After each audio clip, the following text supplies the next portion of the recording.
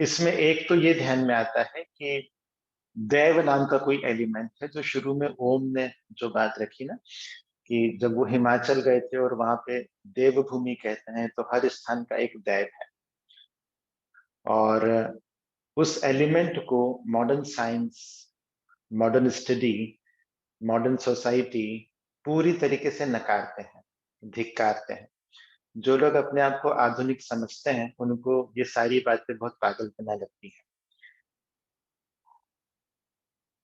और वो ये मानते हैं कि ये नाटक कर रहे हैं। मतलब कई लोगों के मुंह से तो मैंने ऐसे एलिमेंट के लिए बहुत ही अपमानजनक शब्द भी सुने हैं। अगर आप लोगों ने गांवों में देखा हो, कभी बचपन में देखा हो, खास करके नवरात्रि में इस तत्व की प्रेजेंस बहुत ज्यादा फील हो जाती है। और यदि आप मंदिरों में आरती में या फिर गंगा पूजा में या ऐसे किसी और महोत्सव में शामिल हुए होंगे, तो देखा होगा कि कई लोगों को भाव आता है, आवेश आता है, और उस आवेश में वो लोग अपने वश में नहीं रहते हैं, कोई और आवेश उन पर चढ़ जाता है और वो उसी के अनुरूप व्यवहार करते हैं। और शरीर चूंकि स्ट्रांग इनफ नहीं है कि उस भाव को, उस आवेश को शांति से रिसीव कर सके, तो पूरा शरीर भयंकर तरीके से वाइब्रेट होने लग जाता है। तो कई लोगों को इसकी मजाक उड़ाते हुए देखा है कि दो चांटे मारेंगे तो अभी सब इनकी गंगा जी उतर जाएगी। ऐसा भी मैंने सुना है कई लोगों के मुंह से। तो अभी दो लात देंगे इनको खींच के तो देवी जी उतर जाएगी। तो ये हमारी पढ़ाई का, हमारे मॉडर्न सोसाइटी का हम पर ये दुष्परिणाम रहा कि इस एलिमेंट के प्रति हमारे मन में ऐसा भाव आ गया। पर ये एलिमेंट एग्जिस्ट करता है, हम उसको भले साइंस के पैरामीटर पर देख सकें ना देख सकें, ट्रेस कर सकें ना कर सकें, पर ये एक बहुत स्ट्रॉन्ग एलिमेंट है जो हमारे जीवन पर बहुत गहरा असर किए हुए है। जैसे उस फिल्म में अगर हम देखें तो करीब 3-4 पीढ़ियों का समय है, मतलब राजा का समय है, फिर 100 साल बाद का समय है, 100 साल है या कितने बाद का समय है, वो जो भी लेटर ऑन का समय उसमें दिया हुआ है कि एक तो राजा है, फिर 70s में आ जाते हैं वो, फिर 90s में अगली पीढ़ियों पर आ जाते हैं वो। तो एक वो समय है जब राजा इतना विनम्र है कि वो दैव की तलाश में जाता है और शांति की तलाश में जाता है, उसको उस स्थान से शांति मिलती है, और उसका कोई स्ट्रक्चरल फॉर्म नहीं है। और गांवों में देवता ऐसे ही है, कोई कोई हम शहरों में जैसे प्रतिमा पूजन करते हैं कि बहुत सुंदर देवी है, गणेश जी है, शिव जी है, बहुत सुंदर बनाते हैं। गांवों में ऐसा नहीं, मान्यता है ये एक पत्थर रख दिया है जिसको वो कह भी देता है कि तुम्हारा मसाला पीसने का पत्थर। तो ऐसा ही कुछ अनगढ़ सा पत्थर रख दिया है, और जब उसमें प्रतिष्ठा की कर दी जाती है, मान लिया जाता है, तो वो पत्थर भी उतना पावरफुल हो जाता है। जो शिवा एक डायलॉग बोलता है कि मेरे पिताजी कहते थे कि तुम पत्थरों में कान लगा के सुनना, वो तुम्हें आवाज देंगे, वो तुम्हें कुछ कहेंगे। तो वो पत्थर अनगढ़ सा इतना पावरफुल हो जाता है कि उसमें देवता विराजमान हो जाते हैं। तो गांवों में ऐसे ही पूजा होती है। खास करके ट्राइब्स में तो कोई आकार की नीड नहीं रहती है, उनकी मान्यता उन लोगों से भी ज्यादा स्ट्रांग है जो आकार की पूजा करते हैं, जो बहुत सुंदर प्रतिमा की पूजा करते हैं।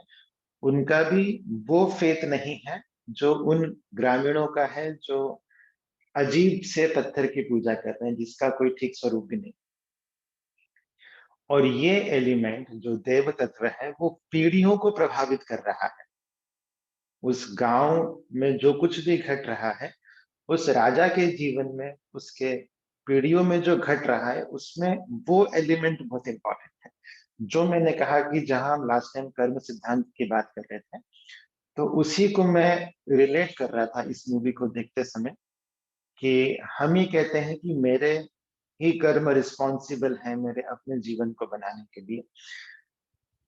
हाँ ये है, ये तो है ही। पर कई बार हम जब रिलेट नहीं कर पाते कि मैंने तो ऐसा नहीं किया और ऐसा क्यों हो गया, वो राजा जो साहेब है, जो लास्ट उस पीढ़ी का व्यक्ति है साहेब, उसका जो बेटा है वो अजीब सी बीमारी से ग्रस्त है, वो बहुत वीक है, वो बोल नहीं सकता। उसका शरीर ठीक से काम नहीं कर रहा है। हम कई बच्चों को ऐसी बीमारियों में देखते हैं और हमको लगता है कि ये तो पैदा ही ऐसा हुआ है बीमार, तो ये क्या हो गया। तो हमारे यहाँ पर इनको पुराने समय में लोग बोलते थे कि ये कुछ दुर्दैव है, कुछ दुर्भाग्य है इसका, या फिर कुछ पुराने कर्म हो।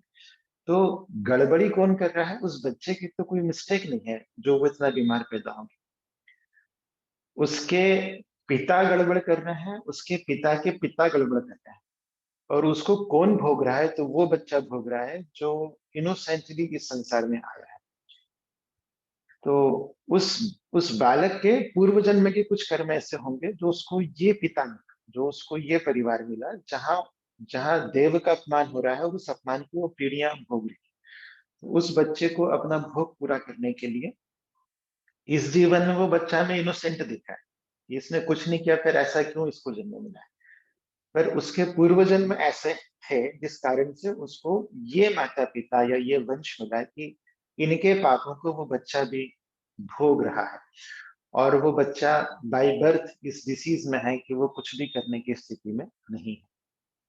एक ही है कि हम इस जन्म में जो कर रहे हैं उसको अगले जीवन में हम पाएंगे।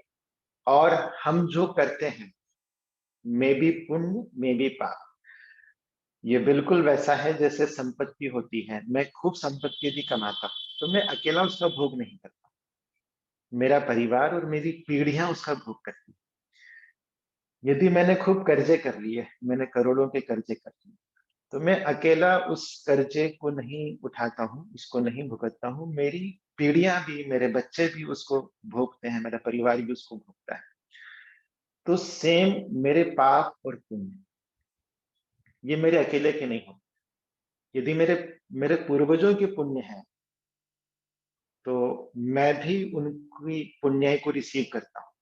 उस राजा को, उस साहिब को जो ऐश्वर्य मिला है, उसको जो प्रतिष्ठा मिली है, वो उसके पूर्वजों की कमाई हुई थी, उसकी कमाई हुई नहीं थी। तो पूर्वजों की पुण्य थी जो उसको इतनी मिल गई कि उसने इतना, गांव वाला उसका कहना मान रहे हैं, सारे के सारे उसका सम्मान कर रहे हैं, वो जहां कह दे रहे हैं वहां साइन कर दे रहे हैं। उसमें साहिब का रोल, वो पीढ़ियों का रोल है कि राज परिवार के प्रति हमारी ये मान्यता है। और दो पीढ़ियों ने उस पूरी मान्यताओं का सत्यानाश कर दिया, तो उनके बच्चे ऐसे हो गए और वो भी पूरा उनका वंश खत्म हो गया, वो परिवार भी पूरा समाप्त हो गया। तो मेरे पूर्वजों के जो पाप हैं वो भी मुझे मिलते हैं, मेरे माता पिता के जो भी है वो मुझे मिलते हैं। मेरे पूर्वजों की जो पुण्याई है वो भी मैं रिसीव करता हूँ, और मेरे माता पिता की जो पुण्याई है वो भी मुझे मिलती है। तो इसलिए हमारे यहाँ पे पितृ ऋण को बहुत ज्यादा फोकस किया गया है कि हमें उससे मुक्त होना ही चाहिए। मैंने जो पाया है, जो संपत्ति, जो ऐश्वर्य, जो सम्मान, जो एजुकेशन, जो संस्कार, जो धर्म, इसमें मेरी पीढ़ियों का रोल है, मेरे कई परंपराओं का रोल है। तो मैं कैसे चुका पाऊंगा उसको। इसलिए पितृ ऋण हमारे लिए यहाँ पे एक बड़े जो चार ऋण है, मैं पितृ ऋण बहुत बड़ा है, हमें उसको चुकाने के प्रयास लगातार करने चाहिए। तो कर्म सिद्धांत इतना भर नहीं है कि मैंने अभी किया और मुझे इस जीवन में वो फलित हो गया, इस जीवन में नहीं होता। मैंने बहुत बुरे काम कर लिए हैं और अपने पूर्वजों की पुण्य को मिट्टी कर दिया है, तो अगले जीवन में मुझे कोई ऐसा परिवार मिल जाएगा जिसने पर्याप्त पाप कमा दिए हैं, और उसको अपने पाप को ढोने के लिए कोई ऐसा व्यक्ति चाहिए, तो मैं उस परिवार में जाकर के मिल जाऊंगा, उनके पापों को फिर मैं रिसीव करूँ। तो ये जन्मों का चलता है पूरा का पूरा। वहीं दूसरी ओर जब हम देखते हैं कि जो नचिकेता ने कहा कि देव चाहते हैं कि ये व्यक्ति जागृत हो, ये व्यक्ति उस रूप में प्रतिष्ठित हो, देव इसमें स्थापित हो। वो नहीं चाह रहा, वो तो बहुत बदमाश है, वो तो शिकार भी कर रहा है, वो तो अपने दोस्तों के साथ में पूरे समय आवारागर्दी कर रहा है, वो तो ड्रिंक भी कर रहा है, फिर भी देव ने उसको क्यों चूज किया होगा। तो इसमें दो बातें हैं जो एक ओम ने कही थी, कैपेबिलिटी, हमारी योग्यता। जो गुरु है या जो दैव है, वो पात्रता का बहुत विचार करते हैं। यदि हम पात्र हैं तो हमें पर्याप्त शक्ति मिलेगी, यदि हम पात्र नहीं हैं तो हमारे पास जो शक्ति होगी वो भी हमसे दूर चली जाएगी। तो हमारे परंपराओं में जिस बात पर सर्वाधिक जोर दिया गया है वो दिया गया पात्रता को बढ़ाने के लिए। जो शिवा नाम का कैरेक्टर है वो पात्र है, वो कैपेबल है, वो स्ट्रांग इनफ है, पर यह है कि वो अपनी पूरी स्ट्रेंथ को, अपनी पूरी एनर्जी को कहीं और लगा रहा है।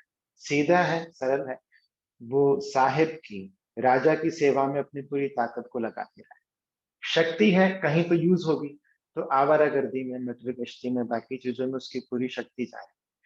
पर शक्ति का होना, स्ट्रेंथ का होना, कैपेसिटी का होना बहुत बहुत बहुत इंपॉर्टेंट है। इसलिए हमने लगातार फिजिकल स्ट्रेंथ पर बहुत ध्यान। हमारे यहाँ पर पुरानी सारी परंपराओं में कोई भी ट्रेडिशन हो, कोई भी परंपरा हो, शारीरिक स्ट्रेंथ पर, फिजिकल स्ट्रेंथ पर हमने बहुत जोर दिया, क्योंकि शरीर का सबल होना बहुत आवश्यक है ऐसी किसी भी चीज में आगे बढ़ने के लिए। इवन आध्यात्मिक जागरण के लिए भी एक लेवल की फिजिकल स्ट्रेंथ हमारी बहुत आवश्यक होती है। और शरीर बलिष्ठ हो हमारा तो मन भी हमारा साहसी होगा एक लेवल तक।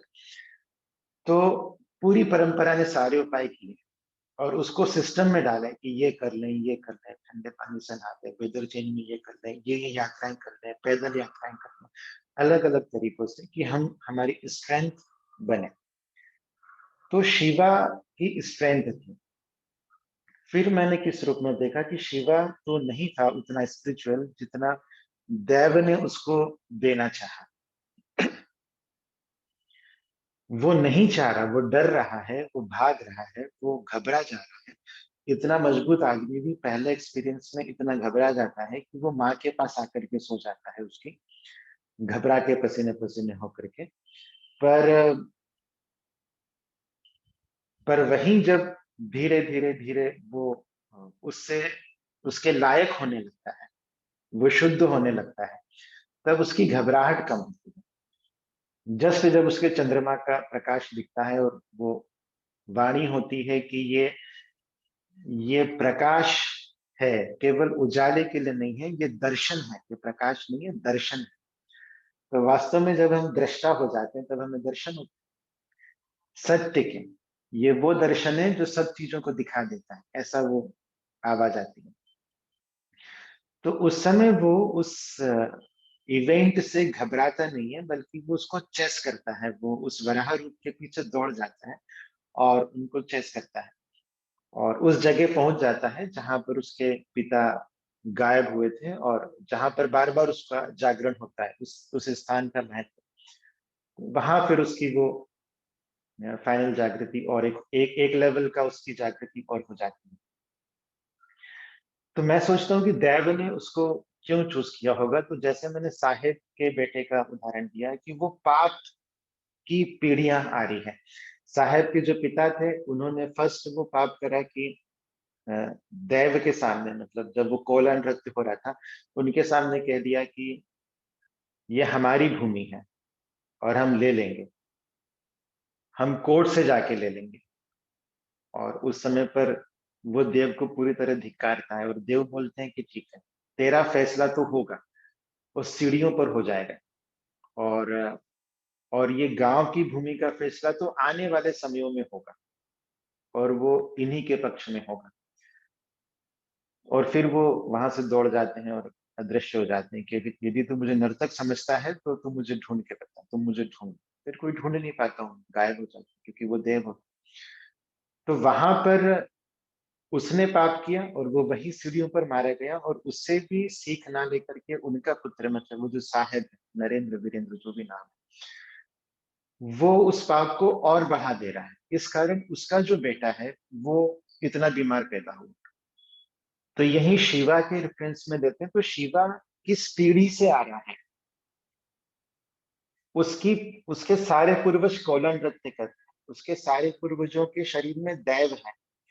तो इसको बाई बर्थ वो चीज गिफ्ट में मिल रही है कि दैव की कृपा है इसके ऊपर। तो गीता में भी या हमारी सारी चीजों में भी डीएनए को सेफ रखने के लिए डीएनए सीक्वेंसिंग को, कुल परंपरा को बनाए रखने के लिए अति अति अति आग्रह है कि कुल परंपरा डिस्टर्ब नहीं होना चाहिए। ये क्यों है? क्योंकि आप किसी चीज को कैरी करते आ रहे हो, बनाते आ रहे हो, बनाते आ रहे हो, बनाते आ रहे हो, किसी ने अनजाने में उसको डिस्टर्ब कर दिया, तो आपको लगता है कि मेरा जीवन है ना, मैं कैसे भी जीऊं, मैंने शराब पी ली तो क्या जा रहा है, या मैंने नॉनवेज खा लिया तो क्या जा रहा है। इतना भर नहीं है। किसी ने इस डीएनए को डिजाइन किया है सात्विक जीवन के लिए। आपके पूर्वजों ने वैसा जीवन जिया है, तपस्या करके, तप करके, कठोरता के साथ में, नियमों का आग्रह रख करके। तो आपका डीएनए वैसा डिजाइन किया गया है कई कई पीढ़ियों के द्वारा, और आपने अपनी मर्जी से उसको ब्रेक कर दिया, तो आपने क्या कर दिया? आपने आगे आने वाली पूरी परंपरा को खंडित कर दिया।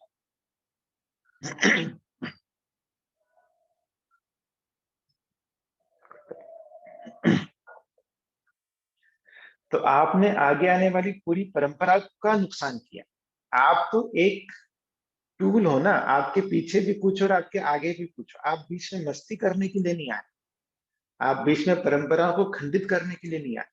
आप इसलिए आए हो कि उन परंपराओं को रिसीव करके, उस डीएनए की रक्षा करके, उसको आगे और बेहतर करके आप बढ़ा दो। पर जब हम नुकसान करते हैं तो हमें लगता है कि मेरा जीवन है ना, मेरा हो रहा है जो भी हो रहा है, मुझे मजे करना है, मैं क्यों उनको फॉलो करूं। पर इतना भर नहीं होता है। आपने अपने पितरों के साथ में पाप कर दिया, आपने उनकी परंपराओं को खंडित कर दिया। और टेक्निकली भी देखिए तो आप अपने डीएनए को नेगेटिवली चेंज करने की कोशिश कर रहे हैं। तो आप बरसों की, सैकड़ों हजारों वर्षों की परंपराओं को एक जीवन में, मुश्किल से 30 40 50 साल के जीवन में तोड़ दे रहे हैं। तो आप एक सीरीज को ब्रेक कर, तो वो एक ऐसी परंपरा का था लड़का शिवा, जो गोला नृत्य करते हैं अलग अलग जगहों पर जाकर के, और उनमें देव का आवेश आता है। तो जाहिर सी बात है कि देव उसको छोड़ना नहीं चाहे। जब हम कुछ गलत काम करते हैं, और यदि हमारी पीढ़ियां बहुत वैसी हैं जिन्होंने बहुत गौरवपूर्ण काम किए, तो भीतर से स्ट्रॉन्ग साउंड आता है कि ये नहीं, ये नहीं। हमें कुछ भी गलत करने से क्या चीज रोकती है? हमारी पूर्वजों की परंपराएं हमें रोकती हैं। और जब हम उसे बार बार नेग्लेक्ट करते हैं, तो फिर वो साउंड जो है, जो आता है, उतना स्ट्रॉन्ग, जितना स्ट्रॉन्ग साउंड इसमें देव की चीख बताई है, उतना स्ट्रॉन्ग साउंड हमारे भीतर से आता है कि ये नहीं करना है, ये करना है। पर हम उसको नहीं सुनते और हम ब्रेक करते हैं, तो धीरे धीरे वो जो साउंड है वो चला जाता है हमारे भीतर का, और हम नाश कर बैठते हैं। ना केवल हमारा, हमारे बच्चों का, हमारे परिवार का, हमारी पीढ़ियों का, हमारे समाज, संस्कृति और देश का। पर देव हार नहीं मानते। जो प्रकृति है, जो शक्ति है, वो हार नहीं मानती है। पर उतना बेटर टूल यदि उसे मिल जाता है, जैसे शिवा है, वो जस्ट उसके पिता उस हाइट पर थे, उसके पिता का जो स्पिरिचुअल लेवल होगा वो उतना जबरदस्त था कि वो देव में समा गए, मतलब वो देव में विलीन हो गए, सदैव जीते जी, इतने स्ट्रांग थे। तो उनका पुत्र है कोई, तो देव कैसे उनको छोड़ दे? तो उसके ना चाहने पर, उसके स्पिरिचुअल, आध्यात्मिक, इवन धार्मिक ना होने पर भी देव का लगातार एफर्ट रहता है। और जब देव के एफर्ट होते हैं, जब हमारे जागरण के लिए प्रकृति कार्य करती है, तो हम उससे बच नहीं सकते हैं। क्योंकि वो जब जागृति आती है, तो वो तूफान की तरह आती है, और आप तूफान से बच नहीं सकते हैं। जैसे अर्जुन के तो कई लेवल पे जागरण थे, जो फाइनल जागरण उसका था वो युद्ध के मैदान में था, जहाँ कृष्ण उसको विराट रूप दिखा देते हैं। तो विराट रूप के दर्शन होने से बड़ा जीवन में क्या चाहिए? तो वो जागृति कहाँ होती है? भीषण महाभारत युद्ध के मैदान। शिवा का फाइनल जागरण कहाँ पर हो रहा है? भयंकर मारकाट के बीच। तो ये जब जब कोई शक्ति चाहती है कि मुझे इसके भीतर जाना है, और इसकी कुंडलिनी को, या इसकी छुपी हुई एनर्जी को, इसके भीतर के दैव तत्व को जागृत करना है, तो फिर आपके हाथ में कुछ नहीं रहता है, हमारे हाथ में कुछ नहीं रहता है। हम उसको डिनाई नहीं कर सकते, वो इतनी स्ट्रांग होकर के आती है। जैसे आप बाजार में जा रहे हो, आपके पास कुछ बचने के लिए उपाय नहीं, और भीषण तूफान आते हैं, बारिश आते हैं, आंधी आते हैं, तो आपके पास बचने के लिए कुछ नहीं है, आपको उसको सहन करना है, रिसीव करना है। तो मैंने देखा है जब किसी का जागरण होता है, किसी पर ये शक्ति आती है, तो वो उसके बस का नहीं रहता कि वो उसको रोके। तो जब ये शक्ति हम पर आएगी, इस जन्म में नहीं तो अगले जन्म में सही, आज नहीं तो साल 2 साल 10 साल बाद से, पर हम उसके लिए अगर रेडी रहें तो हमें उतना नहीं झेलना पड़ेगा जो शिवा को झेलना पड़ा। शिवा तो स्ट्रांग इनफ था, इतनी मार काट, इतने अपनों का मारा जाना, अब उसके पूरे गांव का लगभग खत्म सा हो जाना, इतनी कीमत उस पूरे गांव ने शिवा के जागरण की चुकाई। अगर ये सब नहीं होता तो शिवा का जो जागृत होना चाहिए था वो भी नहीं जागृत होता। पर जब प्रकृति अपने हाथ में नियंत्रण ले लेती है और उसे जिसे जागृत करना है, तो वो किसी भी कीमत पे उसको जागृत करती है। तो इतनी बड़ी कीमत उस पूरे गांव ने चुकाई शिवा के वापस अपने पिता की परंपरा में आने की और उसकी शक्तियों की सात्विक रूप के जागृत होने की। तो यदि हमारे थोड़े थोड़े एफर्ट्स हैं रोज के, इस कुंडलिनी शक्ति की बात तो मैं नहीं करता हूं, पर हमारे भीतर है कुछ हिडन दिव्य तत्व है, दैवीय एलिमेंट है हमारे भीतर, उसको हम थोड़ा थोड़ा सा भी रोज करते रहें, तो हम उसके रिसीवर तो हो जाते हैं। और ये सडन कभी नहीं होता है। जब ये होता है तो पीढ़ियों के एफर्ट से होता है, जन्मों के एफर्ट से होता है, पर जब होता है जिस दिन, जिस क्षण, वो तो तूफान की तरह होता है। वो वैसे ही होता है जो उस मूवी का लास्ट सीन था, मतलब फिर हम अपने वश में रह नहीं सकते। और लास्ट सीन उसका इतना इम्प्रेसिव था कि मुझे लग ही नहीं रहा कि वो वो प्ले किया गया है, वो डायरेक्ट किया गया है, वो अभिनय किया गया है। वो लग ही नहीं रहा कि वो अभिनय है। अगर आपने किसी में आवेश देखा हो, और स्ट्रांग वाला आवेश देखा हो, और आवेश दोनों रूपों में आते हैं, रौद्र भी आते हैं और प्रेम पूर्ण भी आता है, प्रेम का भी आवेश आता है, चेहरे बदल जाते हैं। तो शिवा में जब रौद्र रूप का आवेश आता है फाइट के समय पे, आप देखो उसके चेहरे के भाव कितने उग्र होते हैं। और जब प्रेम का भी आवेश आता है, जब कोला नृत्य के समय वो सबके हाथों को सहलाता है, तो उस समय उसके भाव देखो, तो जब प्रेम का आवेश आता है तो ऐसा ही मुखमंडल हो जाता है। जब रामकृष्ण परमहंस सखी भाव की उपासना करते थे, उन्होंने तो हर भाव को जिया है, रामकृष्ण परमहंस। तो जब वो सखी भाव की उपासना करते थे तो वो स्त्री हो जाती। एक है पंथ जो राधा की उपासना करते हैं और सखी भाव से पूछते हैं कृष्ण को कि ये मैं इनकी मित्र हूँ, मैं फीमेल कैरेक्टर हूँ, और मैं गोपी हूँ और ये कृष्ण है, इस रूप में एक पंथ उपासना करता है। उसे साख्य सखी भाव कहते हैं। तो रामकृष्ण परमहंस ने जब सखी भाव में उपासना करी तो वो स्त्री हो जाते थे, वो साड़ी पहनते थे, चेहरा बदल जाता था। यहाँ तक कि जो उनके साथ में रानी रासमणि के दामाद रहते थे, एक बार तो वो खुद नहीं पहचान पाए कि ठाकुर है, किसी और ने ध्यान दिलाया, उन्होंने बोला कि सुंदर स्त्री कौन रोज मंदिर में आती है, तो साथ ने ध्यान दिलाया कि ठाकुर है, तो वो समझ ही नहीं पाया कि ठाकुर है।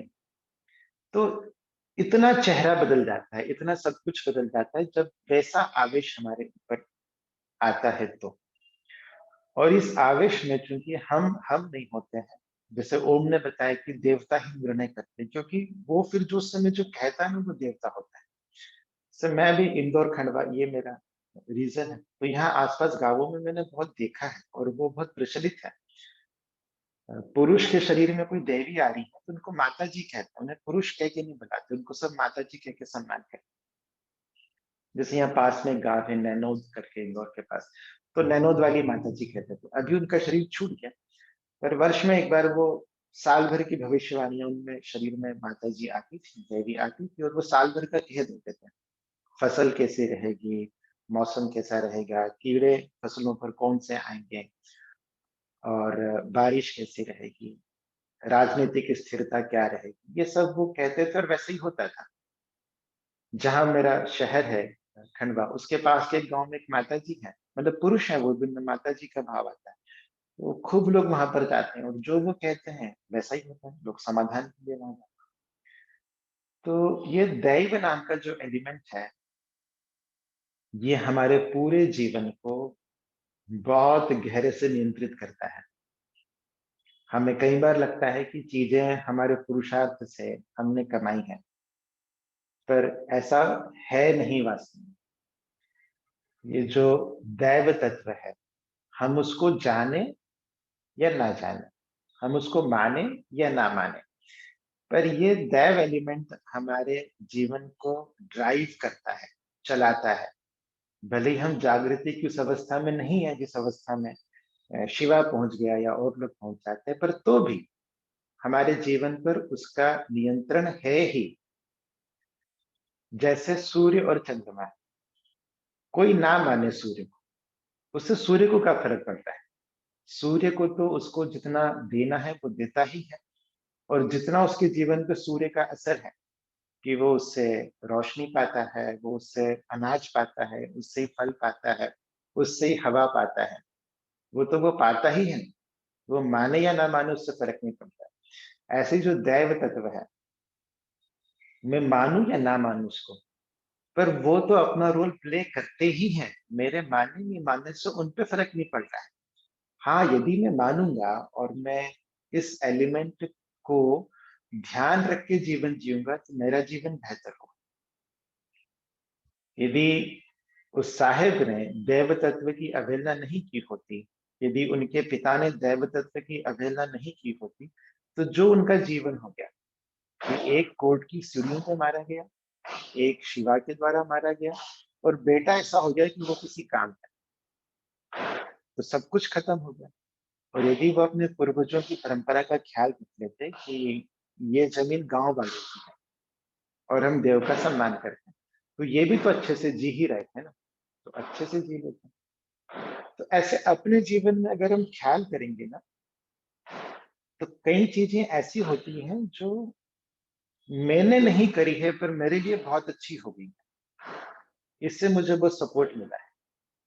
कि कहीं कुछ ऐसा हो गया है जो मैंने नहीं चाहा पर बुरा मेरे साथ में हो गया, तो ये डायरेक्ट इनडायरेक्ट हमारे कर्म है, हो सकता है पूर्व जन्म के हो, पर ये कौन इसका हिसाब रख रहा है, कौन इसको मैनेज कर रहा है, तो वो दैव तत्व है। और जब उस दैव तत्व की कृपा हम पर होती है, तो जीवन सुंदर होता है, जीवन सरल होता है, शांति से भरा होता है। कहाँ तो खूब संपत्ति है राजा के पास से, पर शांति बिल्कुल नहीं। और कहाँ वो गुरुवा है जिसके पास कुछ नहीं है, मेहनत करके गांव में काम चलाते हैं, जिस पर देवता का काम जो करता है शिवा के ना करने पर, वो छोटे में भी संतुष्ट।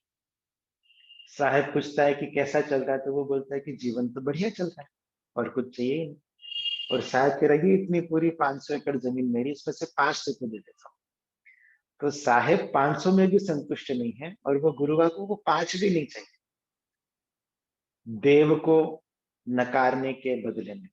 उसके लिए देवता के साथ रहना और देवता के साथ में मर जाना ज्यादा संतोष देने वाला है, रेदर देन उस 5 एकड़ जमीन को पाने से। तो ये मूवी अलग अलग लेयर्स पर कई बातें हमें समझाने की ताकत रखती है। ये शिवा के आध्यात्मिक जागरण की, उसके अलग अलग चक्रों के जागरण की यात्रा भी हमें कह दे।